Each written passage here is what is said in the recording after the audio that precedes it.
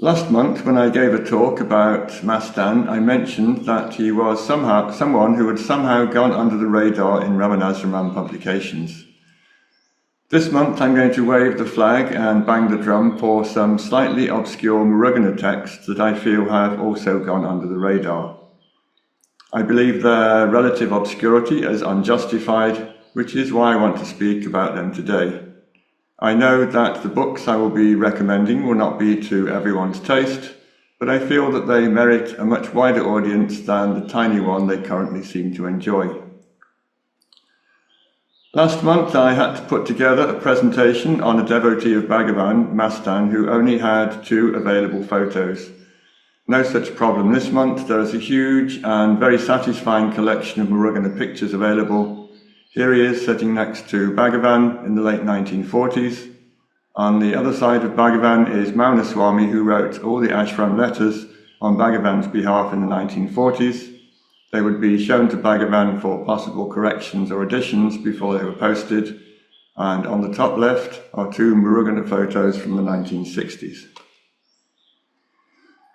Until about a year or so ago, there was a forlorn corner of the Ramanasramam book depot that had discounted books, most of which were being sold at half price because nobody ever wanted to buy them. Amongst the items that seemed to be permanently on display, there were 3 of Muruganar's poetry texts. Professor K. Swaminathan's Homage to the Presence of Sri Ramana, which is his partial translation of Muruganar's Sri Ramana Sannidhi Murai, Sri Guru Ramana Prasadam, a similar work by Muruganar that had been beautifully translated by Robert Butler, and Ramana Puranam, a work jointly composed by Bhagavan and Muruganar. This final one was translated by Robert Butler, Venkata and myself. Just to illustrate how forgotten and unavailable some of these texts still are, I went to the Ramanasramam book depot about 2 weeks ago to find out if it still had any copies of Sri Guru Ramana Prasadam. The book had not appeared on the shelves there for months, so I just assumed it was out of print. If it was, I planned to offer Robert Butler an Indian reprint to keep it available. It turned out that the ashram still had hundreds of copies. It had just forgotten to put any on the shelves. I was probably the first person to inquire about the book and its absence for months. I'm not going to speak about homage to the presence of Sri Ramana today, but I will say before I speak about the other texts that Professor Swaminathan, seen here on the top left, had a love for and an appreciation of Muruganar's verses that was quite exceptional. He was the chief editor of the 100 volumes of Gandhi's collected works, one of which is on the slide, and simultaneously the editor of the Mountain Path in the late 70s and early 80s. In the final years of his life, when I visited him in his Chennai home, I would usually find him immersed in Muruganar's poetry. As a former professor of English literature and a lover of Tamil poetry, he had a love for and an extensive knowledge of the important literary texts of both languages. But in his final years, his preferred reading material shrank dramatically until it was almost exclusively Muruganar.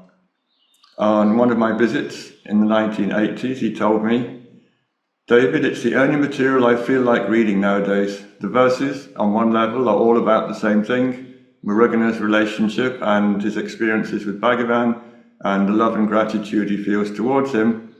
But he somehow manages to express this slightly differently in almost every one of his thousands of verses." That's something which exactly expresses how I feel myself. Muruganar's 20,000 plus surviving verses continually surprise me with the number of elegant and different ways that a simple and basic idea can be articulated.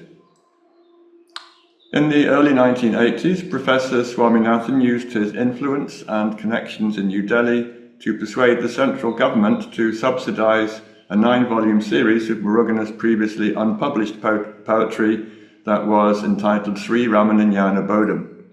Sadhu, seen here top center with Muruganar in Muruganar's Ramanasramam room, was the editor. The turquoise and brown cover on the right is one of this series. When it was completed, the 9 volumes contained over 18,000 of Muruganar's verses and retailed at 10 rupees each. In today's money, that's about $1.20 for all 9 volumes, which collectively contained over 18,000 verses. And even at that bargain price, virtually nobody wanted to buy them. There was one printing that was mostly given away, and it's now out of print. A scan of the text appears on the Ramanasramam site, but I don't think there are any plans to reprint the books ever again. Along with Robert Butler and Venkata Subramanian, I have brought out 2 volumes, Padamalai and The Shining of My Lord, that contain about 15% of these Sri Ramana Bodham verses, which means that the vast majority are still only available in Tamil in books that are out of print. As I mentioned earlier, it's hard to get people interested in Muruganar's poetry, but I'm going to do my best with today's talk. I have spoken about Muruganar's backstory on several occasions in different videos. I will just give a summary here because I want the focus to be more on Ramana Puranam and other lesser-known texts that contain Muruganar's devotional poetry. I will make sure there are some links under the video for those who want a more comprehensive account of his life. For those who are not familiar with him, Muruganar, born 1890, passed away 1973, is widely regarded as being one of the foremost devotees of Bhagavan. He is seen here in the centre of the photo, the group photo on the left, between Paramal Swami holding the sandals and Dandapani Swami holding the staff. This photo was taken in 1923, soon after Muruganar first met Bhagavan. Muruganar was instrumental in getting Bhagavan to compose the verses that comprise Oladu Napatu and Upadesha Undiyar, 2 of Bhagavan's major philosophical poems, and he, in addition, composed thousands of poems of his own that either praised Bhagavan, recorded his teachings, or expressed gratitude to Bhagavan for having established him in the self. His collection of Bhagavan's verbal teachings, Guru Vachika Kovai, was edited and corrected by Bhagavan himself.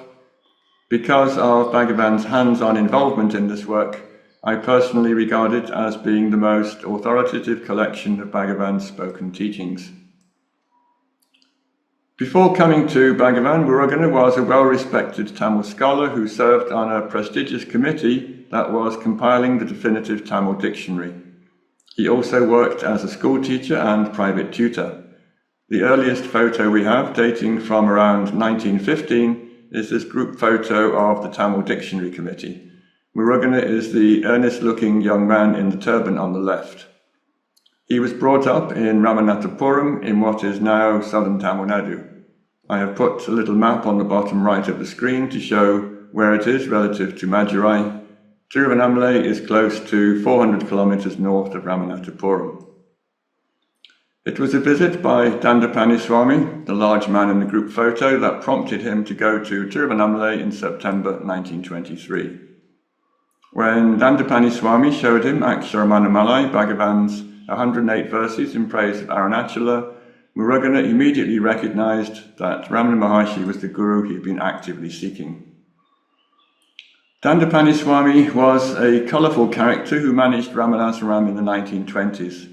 There are lots of entertaining stories about him, but my favourite is that he briefly volunteered to be Bhagavan's body double on festival days, despite looking nothing like him.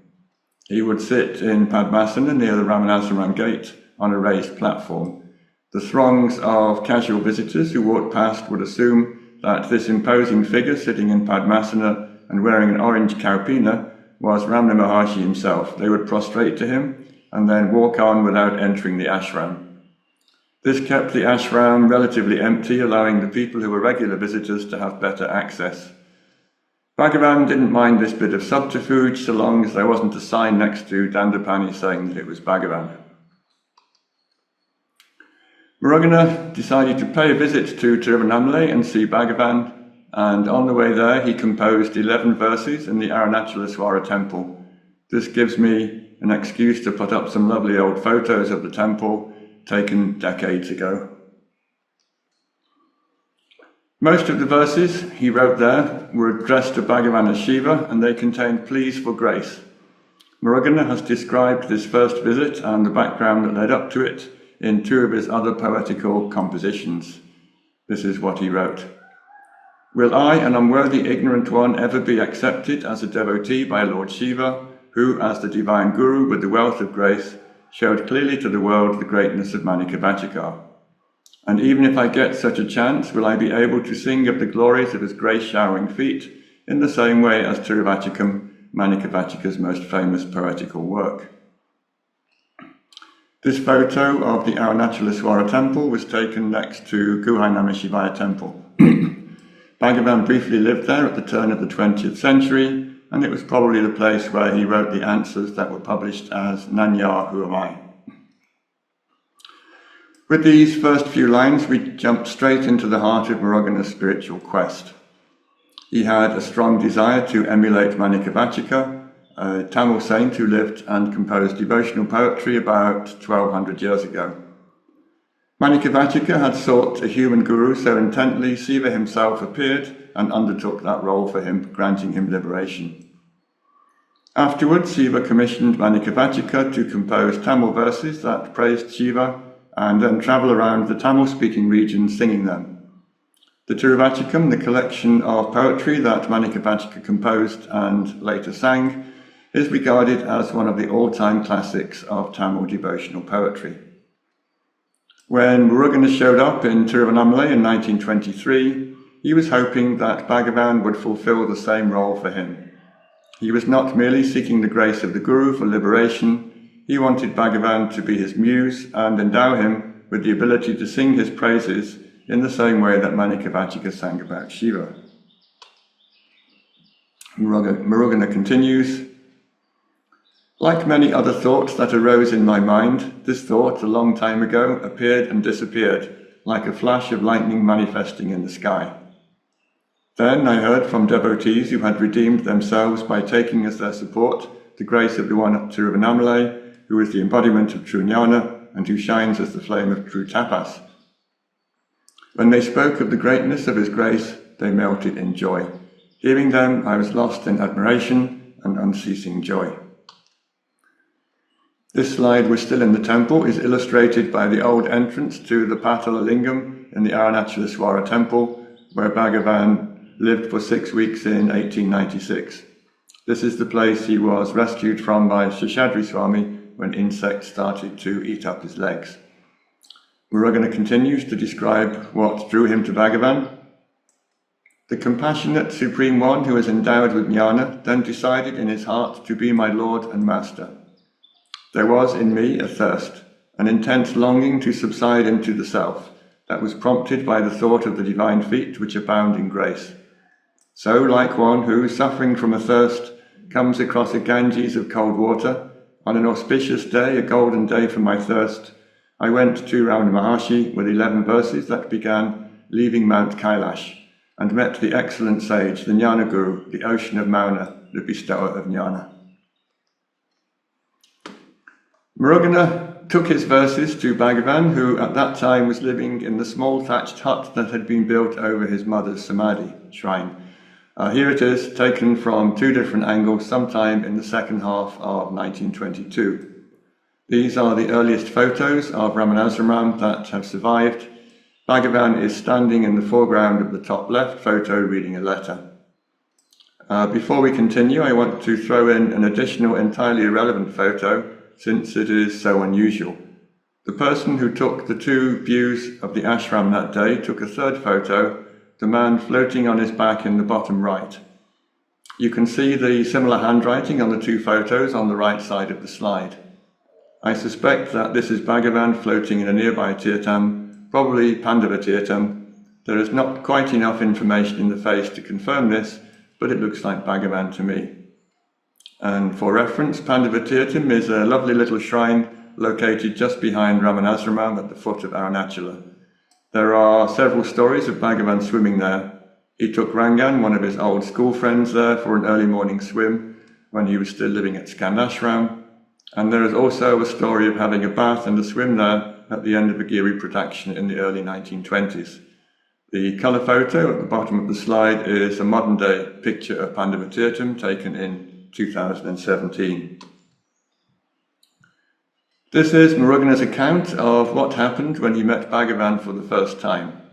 On the top right, there is a group photo taken at Ramanasramam in the late 1920s.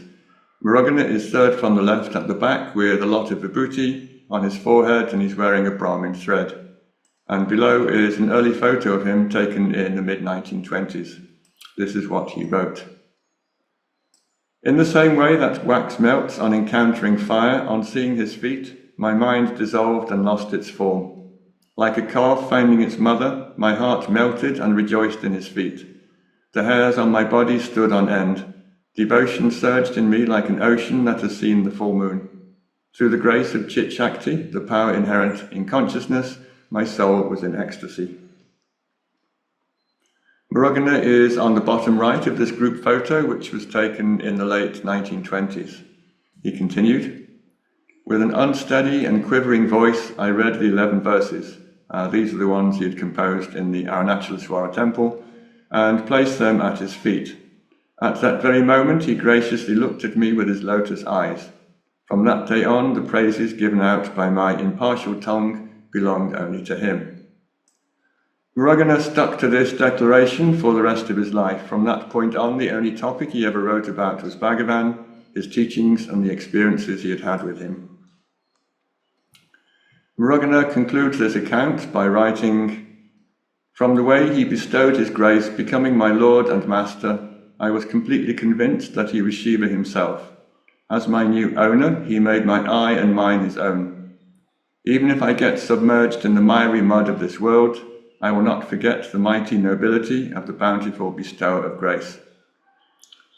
When I cite translations of Muruganar's words, I will put a reference on the slide, usually at the bottom on the right at the end of the quote, but I won't be reading them out.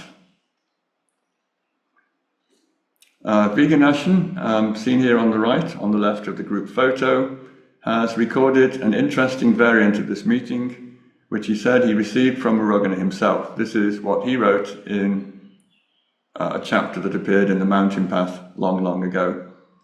In September 1923, Bhagavan was still living in a small thatched hut that had been erected over his mother's samadhi. Muruganar felt unsure of the correct way of approaching him, so he remained for some time outside the hut. Bhagavan solved the problem by coming outside and saying, "Jnana, what?" In Tamil Nadu, this is a standard way of ascertaining what business a new visitor has. Here are two early photos of Muruganar below the group photo that contains Ganeshan. Ganeshan continues, "In response to this query, Muruganar began to sing the verses that had been composed by him in the temple, but emotion got the better of him, tears welled up in his eyes, and he was unable to proceed. 'Can't you read?' asked Bhagavan. 'Give it to me, I shall read it myself.' Bhagavan then read out the poem. Up to this time, Muruganar had been very particular about annotating his poems with a specific raga or melody, since it was traditional that meters or themes had to be sung in a particular way. After this first encounter with Bhagavan, he was never able to sing his poems again. Muruganar's desire to get Bhagavan to approve of his intention to write poetry that mirrored Manikavachaku was not addressed on his first visit. That opportunity came on his second trip to Tiruvannamalai in December 1923. That was 3 months later. He arrived with a poem entitled Tiruvembavai that began, "Let us bathe in and sing the glories of Annamalai Ramana who bestows his grace through his eyes."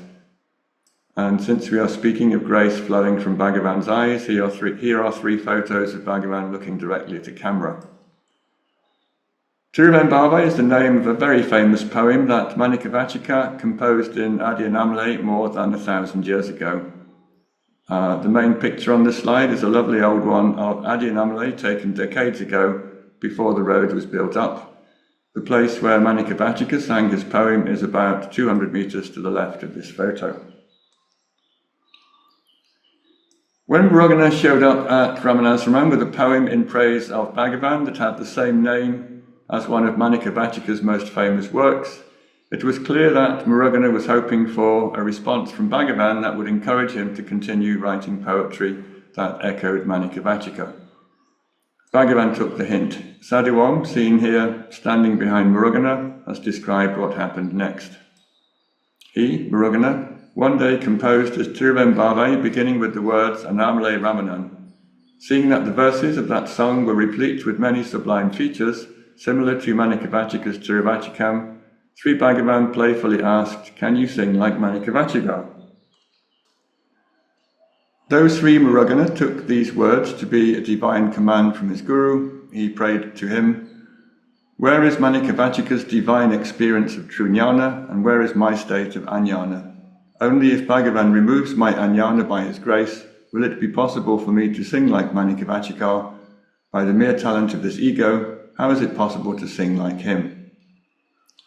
Here we see the two main aspects of Muruganar's hopes or expectations.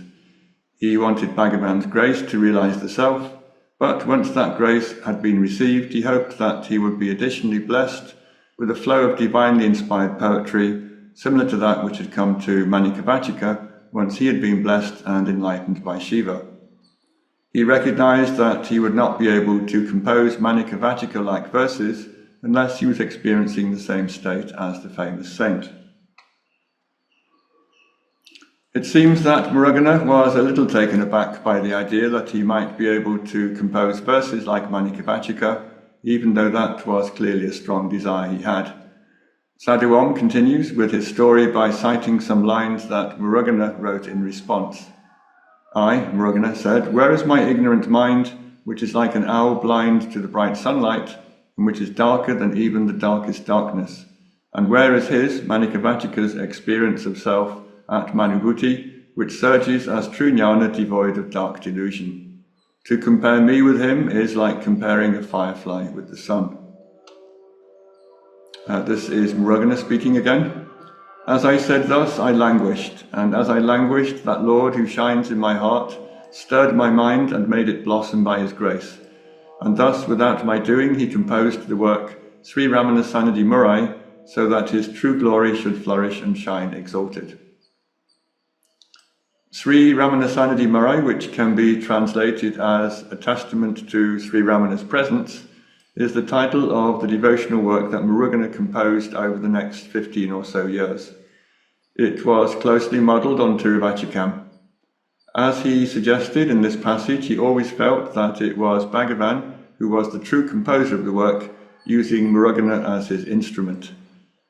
There is also an indication in this passage that Muruganar received the necessary liberating grace from Bhagavan to be the perfect instrument through which this work could be produced. I have mentioned a few times that Muruganar was seeking Bhagavan's grace to realize the self, as well as permission to pursue his literary quest. He knew that the literary journey he aspired to could only happen if it was grounded in self-abidance. So when did this self-abidance actually happen? Is there a single moment we can point to? Sadhu in his description of this meeting with Bhagavan in December 1923, felt that it occurred during this interaction when Bhagavan endorsed his desire to write in the style of Manikavachika. Muruganar himself, though, hints at another incident that took place in Palakottu, an area adjacent to Ramanasramam, where many of Bhagavan's Sadhu devotees took up residence. In Ramanasramam Murai, there are 3 verses in which Muruganar mentions that Bhagavan gave him the experience of the self there. To set the scene, here are some lovely old photos of Palakottu. The one on the right features Bhagavan walking there in the 1940s.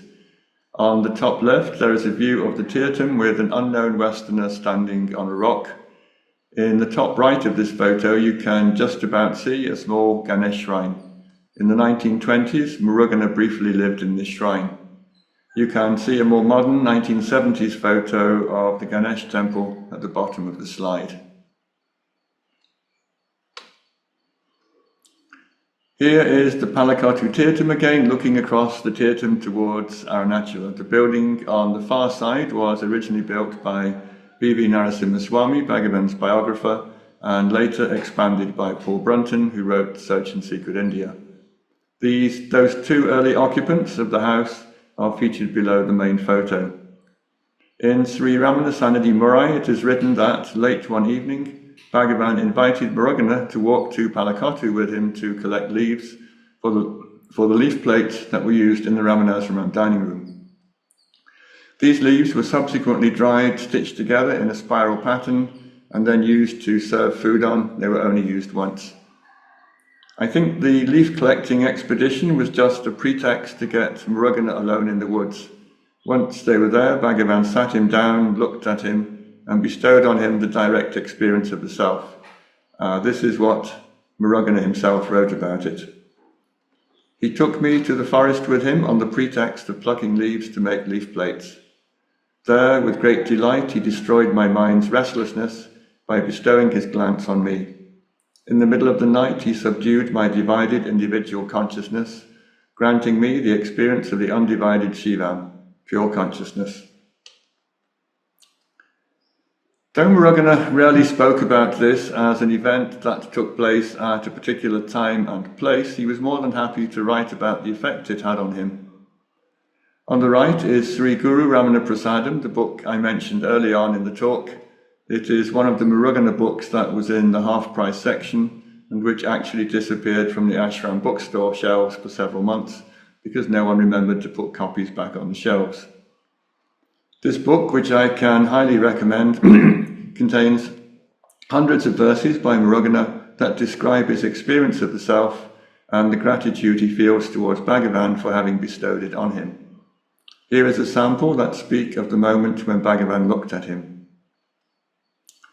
I was blighted like a useless corpse, bereft of life and decaying with no worthwhile goal to aim for, until the gaze of the unique Master granted me his grace and engendered in my heart the realization of the self, the intangible beacon of consciousness. Entirely banishing lust and all the rest, my gracious Lord, Guru Ramana, true wisdom's flame, watches over me. Through his very glance, he revealed to me the upsurge of divine love, which is the savour of the experience of loving union with Lord Shiva, sweet like the rich juice of a ripe mango. This is Robert Butler, the translator of Sri Guru Ramana Prasadam. The sitting photo was taken on my veranda about 15 years ago. The other one at the top was from his early years at Ramanasramam, either in the late 70s or the early 80s. Robert has translated many of Muruganar's works into English. Apart from the ones I have already mentioned, I can highly recommend his translation of Muruganar's commentary on Aksharamanamalai. When this talk eventually gets posted on YouTube, I will provide links to all the titles I'm mentioning today. Here are the next two verses. It was the gaze of the unique Master that revealed the eternally shining existence, the self-nature within my heart, as my own experience, so that I awoke into an awareness far wider than the normal waking state, that of Jnana, in which the delusion caused by the mind's divided consciousness is destroyed completely. As the dark prison of mental bondage crumbled and disappeared, I became his servant, finding joyous life in the open sky of his ambrosial grace. The knot that locked my consciousness to the physical body was sundered by the bright sword of my Master's glance and was no more. The knot that Muruganar writes about is the Chit Jadagranti, the knot that binds consciousness to the insentient body. It is the erroneous idea that makes one believe that consciousness is bound to and limited by a body.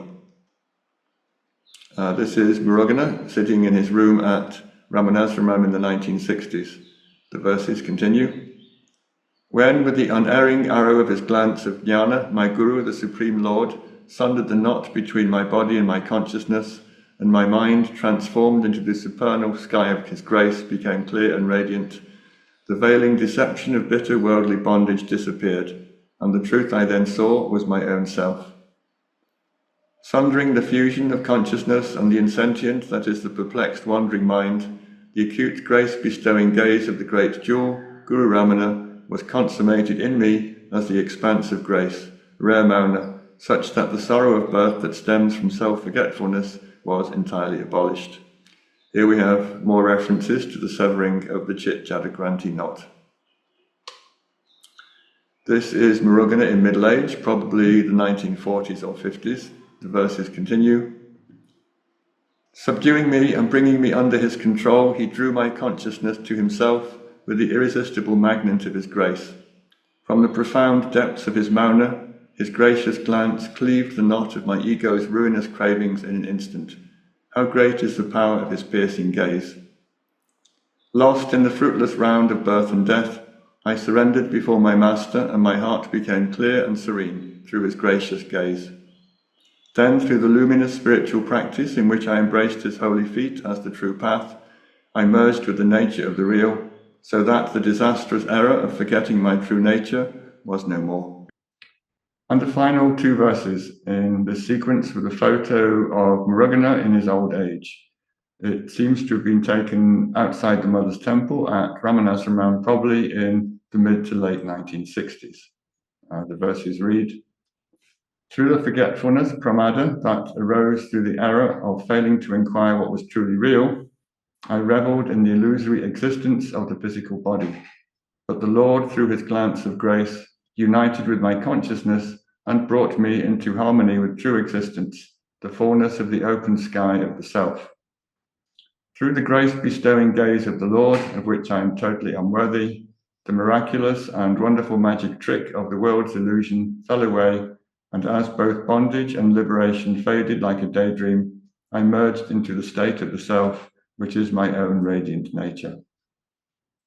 The pramada mentioned in the first verse is a term that Muruganar often used. It indicates that one is in a state in which one forgets that one is the self and instead looks at objects, identifies with the observer of them, and takes the world that one is observing to be real. So these are just 10 verses from Sri Guru Ramana Prasadam. I have selected them because they express poetically Muruganar's claim and conviction that Bhagavan liberated him with his powerful gaze of grace. There are hundreds more verses in this book that express Muruganar's state, his gratitude to Bhagavan for revealing it to him, and so on. I can highly recommend this text as an outstanding compilation of beautifully translated mystical poetry that fully embodies the essence and the experience of Bhagavan. On the top right, there is a photo of Muruganar, Viswanatha Swami and Kanju Swami sitting outside Muruganar's Ramanasramam room in the 1960s. Muruganar and Viswanatha Swami will feature in a story I will be telling in a few minutes' time. At the bottom, Bhagavan and Viswanatha Swami are sitting together in the 1920s, while a young Viswanatha Swami appears in the bottom row by himself. Muruganar continued to work on Sri Ramana Sannidhi Murai throughout the 1920s and early 1930s.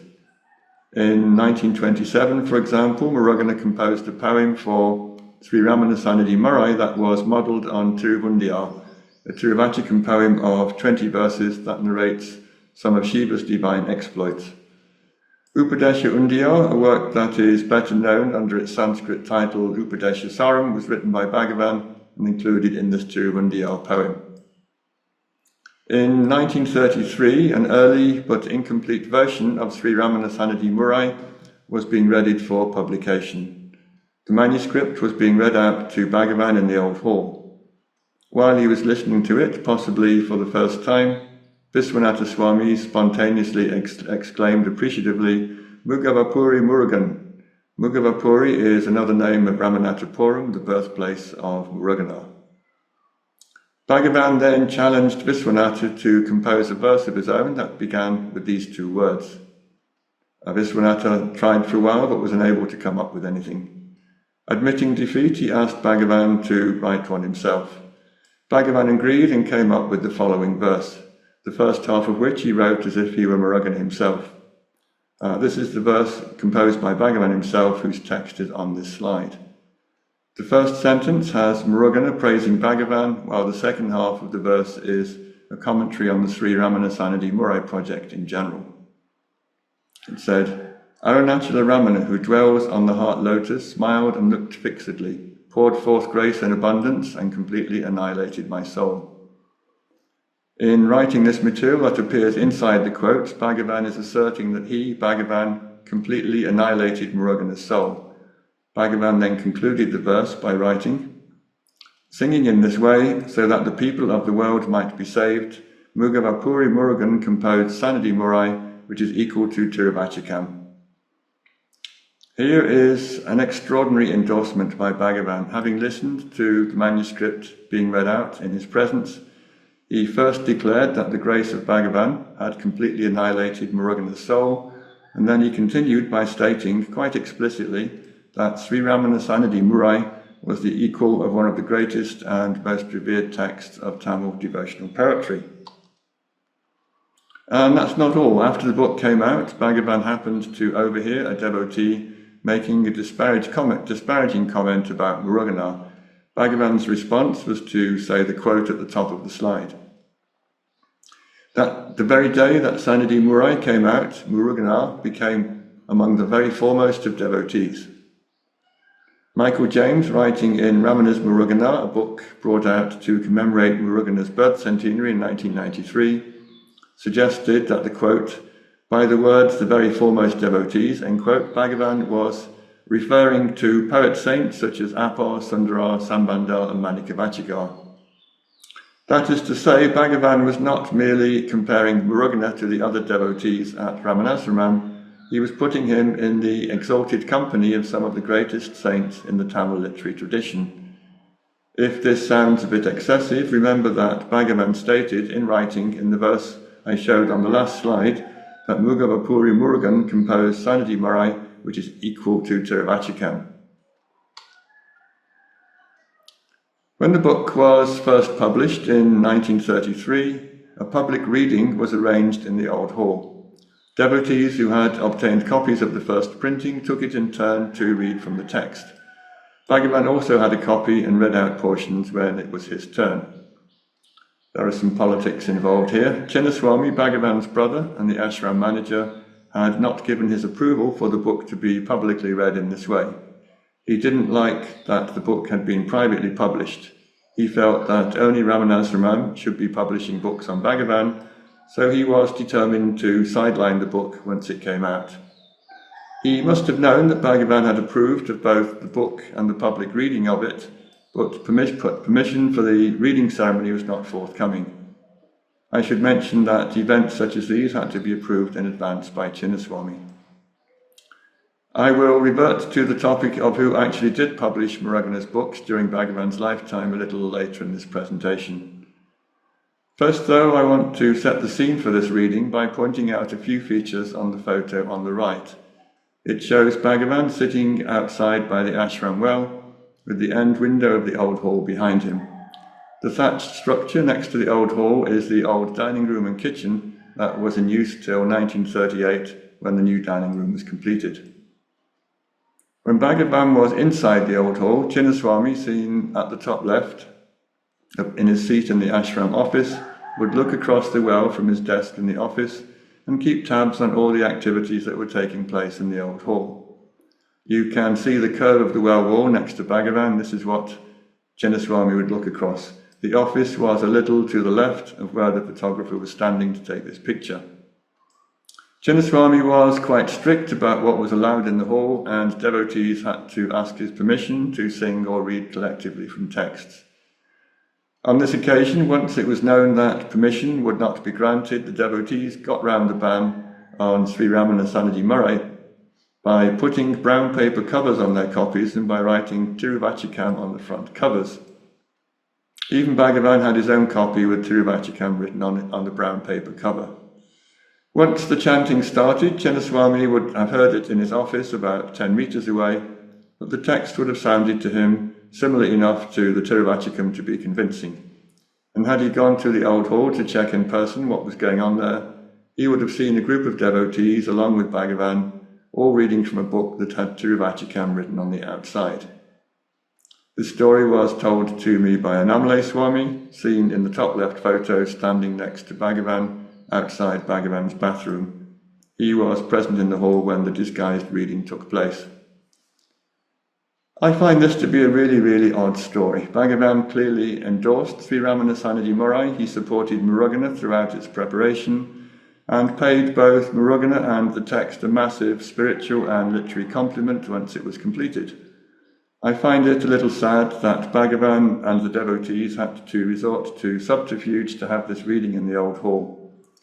However, I will also add that it is yet another sign of how highly Bhagavan regarded both Muruganar and the text of Sri Ramana Sannidhi Murai, since he was clearly willing to go against Jinnaswami's wishes on this occasion.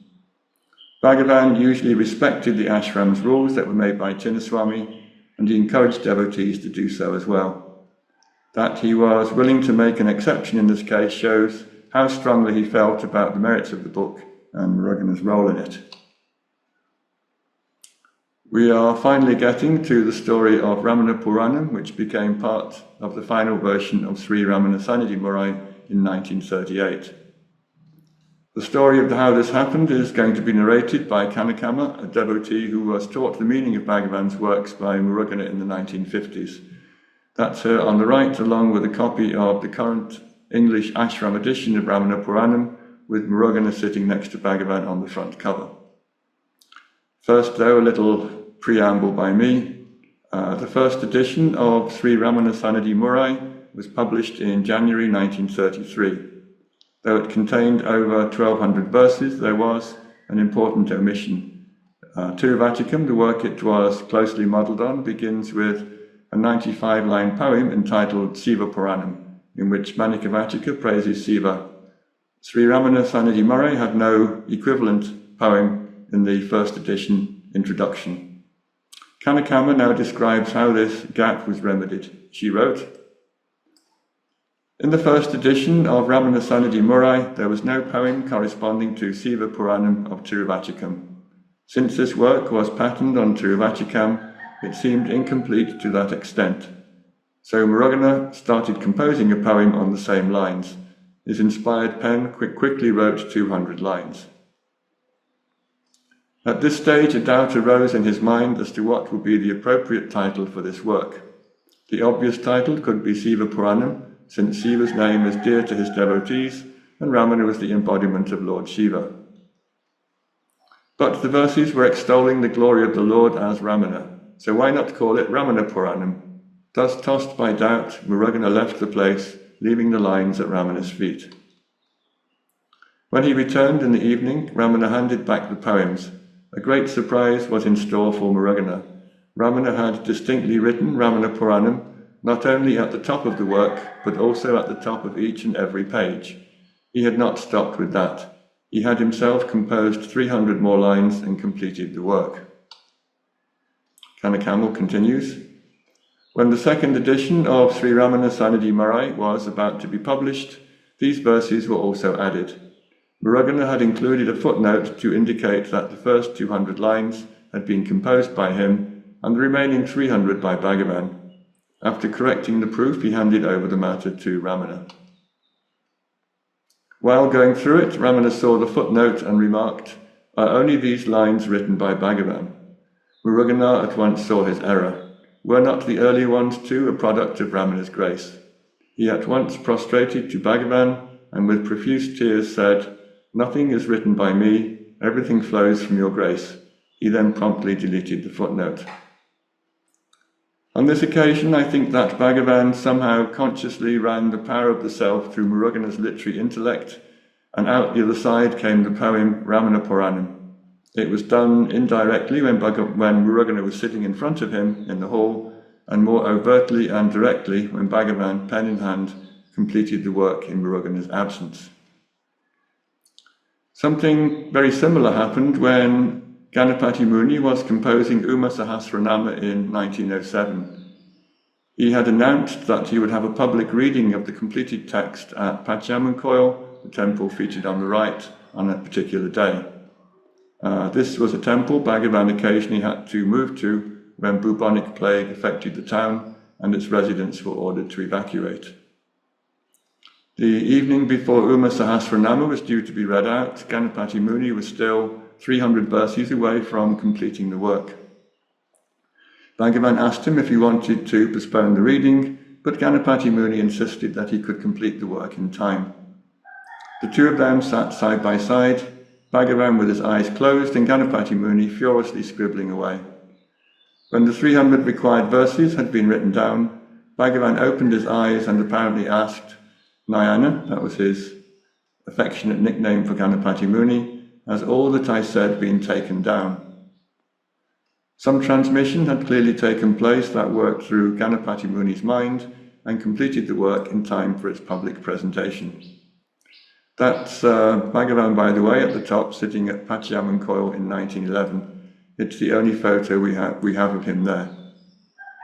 The long-haired boy on his right is actually Ganapati Muni's son. Ganapati Muni is featured at the bottom by himself. I think something similar to this was happening with Bhagavan and Muruganar most of the time, not just when Ramana Puranam was being composed. Verses would often just appear in Muruganar's head without any conscious thought, composition or desire. He would write them down on any scraps of paper that were nearby and leave them lying around his room. Sometimes when no paper was nearby, he would write the verses in chalk on a slate whenever they popped into his head. The disadvantage of this method, of course, was that when the next verse arrived, he would just wipe the last verse from the slate with his sleeve to make room for the new one. I think a lot of verses got lost that way. Ramana Puranam was completed early in 1938, and it was included in the second edition of Sri Ramana Murai. That was published in April 1939 by Ramana, a devotee who undertook the responsibility of publishing Muruganar's poetry. On the top right of this slide is a 20th century cover of Sri Ramana Murai from an era when Ashram books didn't have very elaborate cover designs or photos. The remaining photos are of Ramana Padananda, Muruganar's publisher. In the bottom right photo, he is standing behind Muruganar, and in the one next to him, he is standing inside Ramanasramam, outside the Patasala and in front of the cowshed. Ramana Padananda took upon himself the task of publishing Muruganar's verses, an ambition which brought him into conflict with Chinnaswamy, the Ramanasramam manager. When Ramana Padananda declared in 1933 that he was going to publish the first edition of Sri Ramana Murai, Chinnaswamy attempted to veto the project on the grounds that only the ashram had the right to publish books about Bhagavan. When this order was conveyed to him, Ramana Padananda apparently responded with the somewhat famous words on the screen, which say, "Even if all the Trimurtis, Brahma, Vishnu and Shiva, came and stood in front of me and ordered me not to publish it, I would not stop. I am doing Bhagavan's work, and in all the three worlds there is no authority higher than Bhagavan to stop me." Ramana Padananda went ahead and published the book. In the years that followed, he published many other titles by Muruganar. In fact, every book of Muruganar's poetry that was published in Bhagavan's lifetime, including Guru Vanchika Kovai, was published by Ramana Padananda and not Ramanasramam. Fired up by a strong urge to disseminate information about Bhagavan in far-flung places, Ramana Padananda undertook tours of India, Sri Lanka, Malaysia, and Burma. Wherever he went, he would install photos of Bhagavan and encourage continuous chanting of Sri Ramana Murai. He used these tours to collect funds, which he then passed on to publish Muruganar's writings and keep them in print. His publication activities, unfortunately but predictably, caused him to be banned from Ramanasramam by Chinnaswamy. When he returned to Tiruvannamalai from his various tours, he would have to stay in Palakottu and have darshan of Bhagavan there when Bhagavan visited on his daily walks. Here's an answer Ramana Padananda gave in a 1960s interview that I really like. The question is, out of all the utterances of Bhagavan, which particular one do you remember? Ramana Padananda: Bhagavan often asserted, those who come here will be liberated, even animals. This promise of Bhagavan made a deep impression upon my mind. Whenever I recollect it, I still feel an exhilaration. One can understand his exhilaration. It's always good to hear Bhagavan say that liberation is guaranteed. Reading this quote reminded me of a series of statements that Bhagavan made, which Muruganar recorded elsewhere. I assembled them in a Padamalai section entitled Bhagavan's Promises and Declarations. Here are three of them. Abandon the drama of the world and seek the self within. Remaining within, I will protect you, ensuring that no harm befalls you. And this is my favourite. Seek my grace within the heart. I will drive away your darkness and show you the light. This is my responsibility. Like the children of an emperor, my devotees are heirs to abundant rejoicing. Padamalai is another great Muruganar text. It is mostly two-line teaching statements that Muruganar heard Bhagavan say, but there are also verses in which Muruganar expounds on the nature of the self and his direct experience of it. The Padamalai verses all come from volume 9 of Sri Ramana Bodham. After that little excursion into the experiences of Ramana Padananda, I want to return to the text of Ramana Puranam. The final published poem is 540 lines long. It doesn't have separate verses. Muruganar probably composed the first 232, while Bhagavan himself completed the work by adding another 308. Muruganar never admitted where the join was after Bhagavan had questioned the footnote in which Muruganar had mentioned that he had composed the first portion and Bhagavan the second. But there is a slight stylistic change after line 232, which indicates that this is where Bhagavan's own contribution begins. That tallies with everybody else's account of how it was composed and where the split might be. Before I look at what Bhagavan actually wrote, I think it is worth mentioning that this is the longest piece of poetry that Bhagavan ever wrote, and he seems to have composed it all in the time it took Muruganar to go for a walk. Aksharamanamalai, for example, is 218 lines long. Aladu Napadu is 168. It may not be as famous or as popular as these better-known works, but it still contains authoritative statements of Bhagavan's teachings, along with very interesting comments on Muruganar's state. Even though the final 308 lines were written by Bhagavan himself, they have yet to appear in any edition of Bhagavan's collected works. I think that's a major omission. Before I start, please remember that Bhagavan is writing as if he were Muruganar, so there is an odd situation here of Bhagavan pretending to write like Muruganar, who in turn is attempting to write like Manikabachikar. The end result is a style that is quite unlike anything else that Bhagavan produced. I want to start with a section that begins Bhagavan's contribution, since it is an emphatic declaration by Bhagavan of Muruganar's state and the journey he took to reach it. This is how Bhagavan opened his contribution. You, Bhagavan, concealed yourself within me, Muruganar, like the oil within a sesame seed, so that your presence within me could not be clearly discerned. Because of that veiling known as ignorance, the truth within my heart was cloaked entirely in deep darkness, and in this condition my mind somehow turned outwards. Through the power of multiplicity, which deludes and shows the world as the five sense perceptions, my mind, which knows them objectively as that, became bewildered, and, deeming them, the sense perceptions, to be profitable, sought them. That seeking, evolving itself into desire, became the seed that engendered the never-ending succession of births, bringing into existence the great and evil tree that is the illusion of birth and death. There is an interesting reference here to a verse of the Tirukkural, an ancient Tamil text that Muruganar was particularly fond of. The original Tirukkural verse says, "Desire, they say, is the seed that engenders unceasing birth to all jivas at all times." Because Bhagavan is imitating Muruganar's own style, he is including verses from texts that Muruganar might have used himself. Bhagavan continues, explaining how Muruganar found himself immersed in samsara. In my forgetfulness, I became a bird in that tree, my mind confused by good and evil actions. Looking around on all sides in my perplexity, I repetitively devoured its sweet and bitter fruits in vain, experiencing again and again unceasing suffering and enjoyment.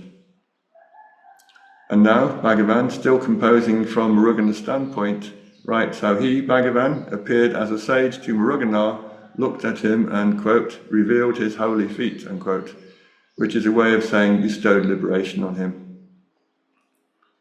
In this state of disgust wherein there was not a trace of clarity within my mind, the king, who is my very life, through his grace that is the truth, free of the feelings of rejoicing and aversion, appeared as a unique sage in the city of Aranai to save me from death, worthless cur that I was, and through his compassionate gaze, he revealed to me his holy lotus feet, infusing me with an abundant, unending flood of the ambrosia of being consciousness, so that my mind became still. This is Bhagavan himself confirming what happened when he looked at Muruganar. And Bhagavan makes it clear a few lines later that he did not merely give him the experience of a still mind, he removed Muruganar's sense of doership, allowing him to dwell as his own self-nature. He continued, destroying in me the ideas of I and mine, you yourself became for me that I and that mine. You arose as the majesty of the luminous supreme, all transcending consciousness, so that the base part of my nature shrank out of shame to the size of an atom. Then, O Supreme Reality, you revealed that even that tiny atom was also false, as you dwelt in the quintessential purity of your own self-nature. This is a quite extraordinary endorsement of Muruganar's state and liberation from Bhagavan himself.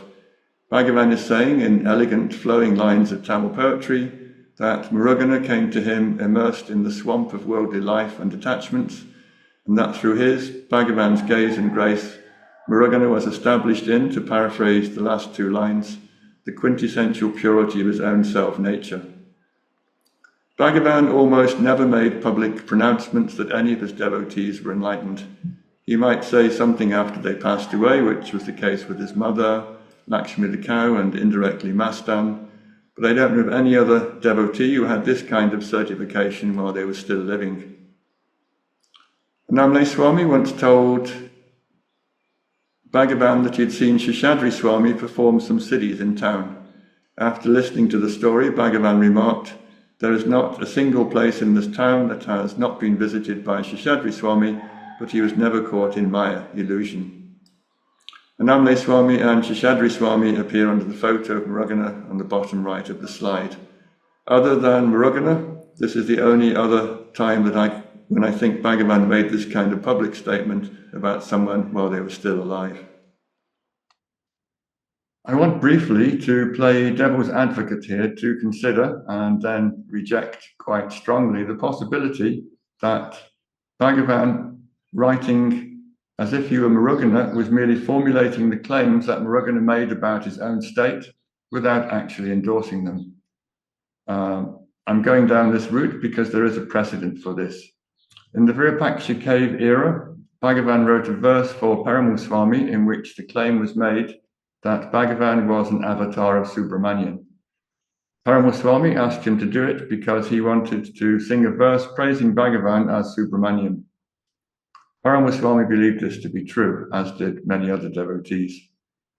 When the verse came to light about 20 years later, Bhagavan noted, the handwriting is mine, but the ideas are Paramaswami's.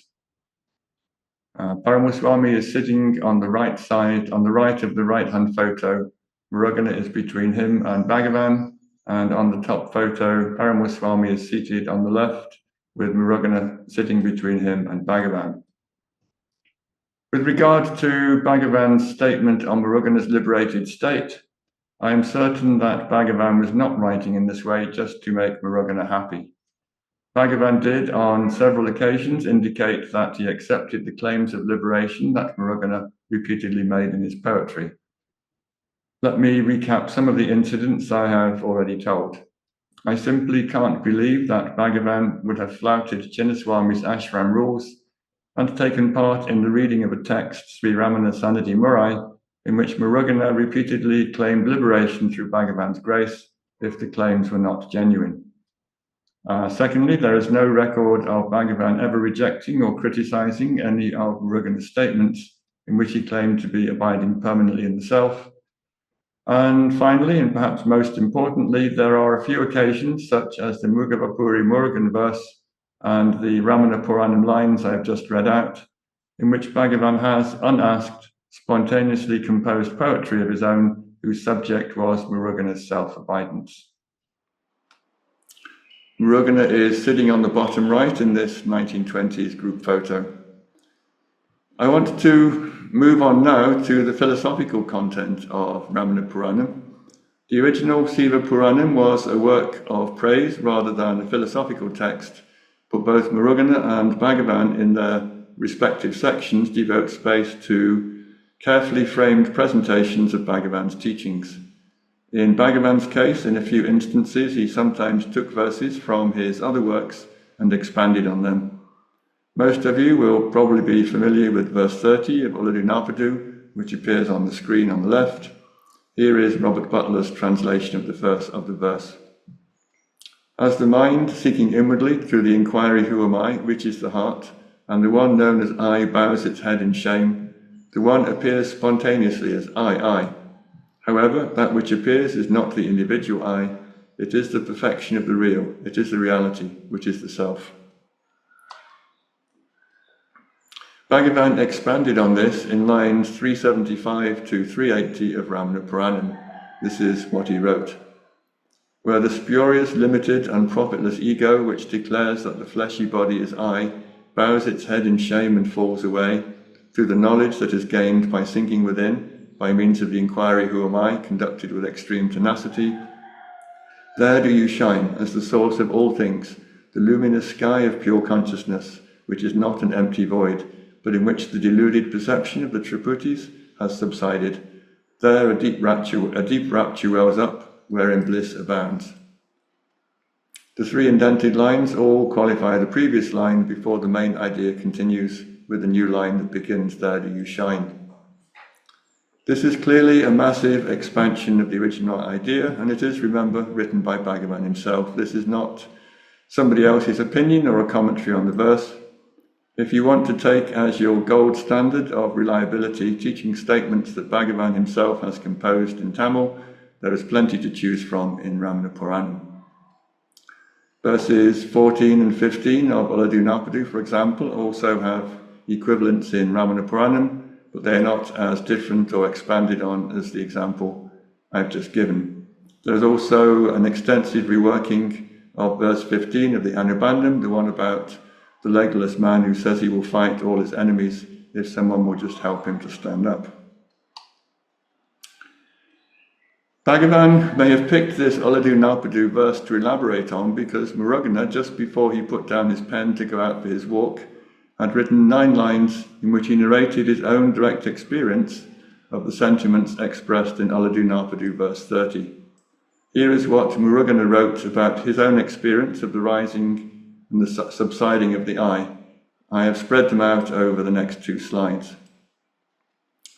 He is the peerless primal one, the supreme peace of Mauna, who, merging as the heart within the heart, with no trace of the thought I, remains merged with each being through its I, existing and shining forth in all the beings of the world as their own self-nature. When the I thought does not rise and I unite as pure being with him, he remains merged with me, shining out as my very own fullness. However, the very moment I raise my head, thinking I, to perceive his ancient form, he sees my oddness, scorns me, and conceals himself from me. The bottom left photo is of Muruganar eating in his ashram room in the late 1960s. Muruganar continues, if I then bow down my head and die, he flourishes within me, shining his light as before. Thus the majesty of the Lord will shine forth only before the I arises and after the I subsides. Who then will have the power to tell of his greatness, which can only be known through the God consciousness in which the I is absent, and not through the awareness in which the I is experienced. Ramana Puranam, I should say, is not just a reworking of previous compositions. Here, for example, are lines 343 to 350, in which Bhagavan writes movingly of spiritual darkness and ignorance and the light of the self that ultimately transcends it. The wealth, the real that blazes forth as the radiant light of the self, is obscured and dimmed by the ego, the thought I am the body, which harasses and torments jivas through the obstacle whereby they are unable to satisfy unlimited and excessive desires, thus filling them with the poverty that is base and worthless ignorance. But you, source of my existence, shine within my heart, like a perfect storehouse of treasure that is beyond the 3 primal entities, so that I, your devotee, rise up resplendently and with exhilaration, totally free of that ignominy.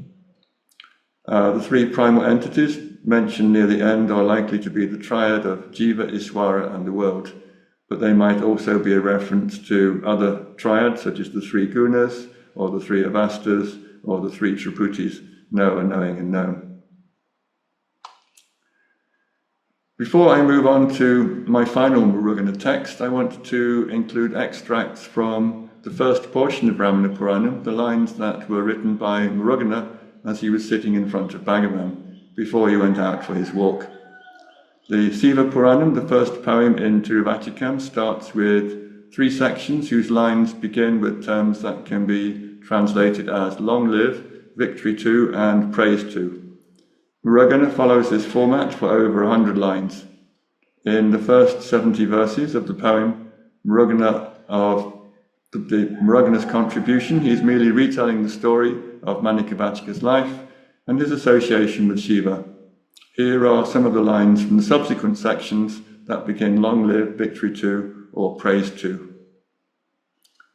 Long live the glory of the Mighty One, Bhagavan, who, as the flood of bliss within my heart, caused my mouth to be silenced, to end my interminable babbling. Long live the holy feet of the Supreme Godhead, the Atma Swarupa, whose form is Jnana, within whom the entire world of external phenomena manifests as unreal creations of the mind. 2 of the victory to sections. Victory to the holy feet of the divine player, who lovingly made me his own, destroying my age-old vasanas so that their powerful hold was abolished. Victory to the holy feet of him, Bhagavan, who slew the 6 inner enemies which are impossible to combat, rooting out every last trace of the powerful effects of my karma, which are so hard to remove. And here are some interesting lines from the Praise To section. Praise to the holy feet of the Lord of true Jnana, who never slips from the state of Mauna, through the way in which he taught me the one glorious book that reveals the truth that shines in the heart so its blackness was banished. He entirely destroyed in me the boundless appetite for other books whose worth is nothing. The book alluded to here is Aladu Narpadu. Most of its verses were written when Muruganar asked Bhagavan to write on various spiritual topics. Once the work was completed, Bhagavan gave Muruganar lessons on the meaning of all the verses. The first 2 lines of the indented qualifying phrase, in the first 2 lines of the indented qualifying phrase, Muruganar is saying that the truth which this book reveals shines in the hearts of all people. In the 3rd line, he is stating that the blackness of his own heart was banished as a result of the explanations of the verses of Ludinarpadu that Bhagavan gave to him. At the beginning of this talk, I promised to introduce you to works by Muruganar that were unjustly neglected. I hope I have done that without boring you with too many long quotations. I love this stuff, but I do accept that my appetite for it probably exceeds that of most ordinary devotees of Bhagavan. Before I finish, there is one other text I want to introduce you to and share verses from. It's The Shining of My Lord, an anthology that has been primarily taken from Sri Ramana Bodham. Here are 10 verses that have been taken from the chapter on the heart. This is the Muruganar I love, proclaiming his liberation and expressing his love and gratitude to Bhagavan for revealing it to him. I just like the certainty with which he makes all his claims and affirmations. He is my Lord who exists as the heart. When he quelled my consciousness, transforming it into that heart, I became the pure non-dual land, Puma, that auspicious place which flourishes and shines in itself, the heart, and as itself. My Lord, existing as the heart, revealed to me that the heart alone was my real nature. I embraced the heart, consciousness, the supreme, the seat of grace. From now on, I will not sink into deluding concepts. I beseeched my Lord many times, my Lord, my Lord, my Lord, come quickly and take up residence in my heart. He retorted, when I already remain established in your heart, as the fullness that can neither go nor come, how can I come quickly? Remain still and it will shine. Having abounding love for me, my Lord abides in my heart as the productive wealth of rain that grants in abundance the unfailing harvest of supreme bliss, ensuring that the drought and famine of afflicting karma never come chasing after me. When I enthroned in my heart the uniquely prosperous one, the king of true Jnana, who has been empowered to play the role of the guru, tranquility of mind surged forth like a spring of holy water, and the affliction of anxieties caused by the veiling mind perished.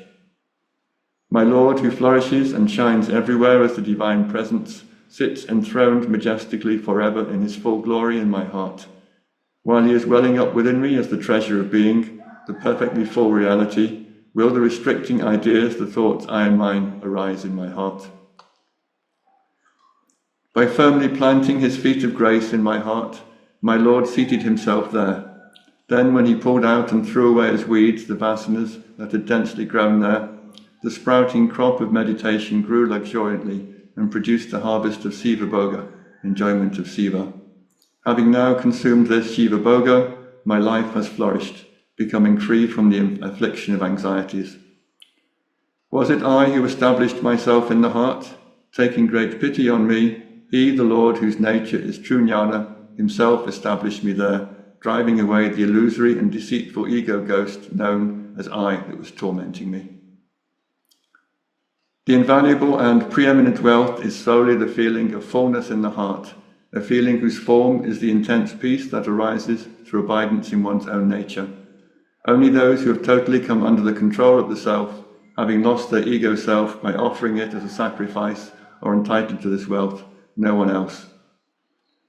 Now that my heart shines with the divine plenitude, the Swarupa of my Lord who on this earth stopped me in my path and subjugated me, I do not value or regard as important the worldly wealth that is experienced in delusion and which possesses the flaw of impermanence. I only value the superb wealth of grace in the heart. Here we have a lovely photo from the 1960s of Muruganar with a then young lady, German lady, Marlies, who still comes to Tiruvannamalai occasionally. She's quite an old lady now. I want to conclude with two final passages from Ramana Puranam, since they can serve as a kind of blessing and benediction on everything I've been talking about today. In the first one, Muruganar is asking that the power in Bhagavan's words eradicate our sense of separation from him and eliminate our bondage.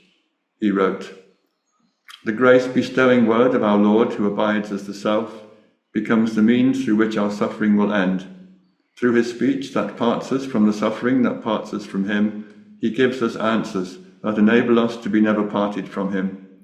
May those words, without ever leaving this foolish heart, shine out clearly, even in the deepest darkness, and abolish my bondage."